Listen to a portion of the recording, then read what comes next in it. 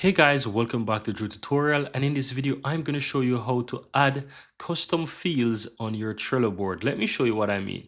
Now, once you open up any one of these cards that you have in Trello, right? So you will notice that you have different fields here, right?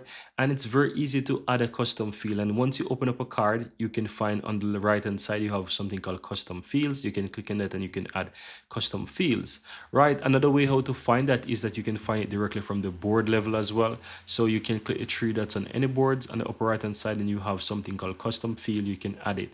Now you have a bunch of fields here that you can add, and you can choose some of these fields. So for example, I had the priority here that I can show you in a bit, and you can add a new one. So you can click new field here and you can just give this field a name. So I can call this one status. Let's say I want to call this one status, and I can select if I want this to be a drop down, or I want it to be number, I want it to be text or date or whatever, a checkbox.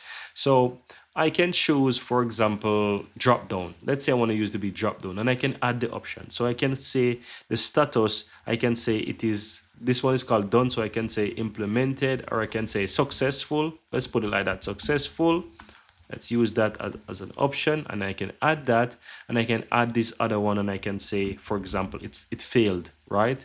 And I can add these. So these two options, let's say I will add, and I click on create, and here you can see I add this custom field here. This is one that I use here, priority, and I'll show you in a bit. So I create this one called status, and I call this one completed and priority, right? So let me go ahead and click off now. Now when you open up any specific card, let's choose this done one here. If I click on this, you can see that there is one here for the priority, and I can say this was highest. If I can see the status of this one is basically successful, I can select that.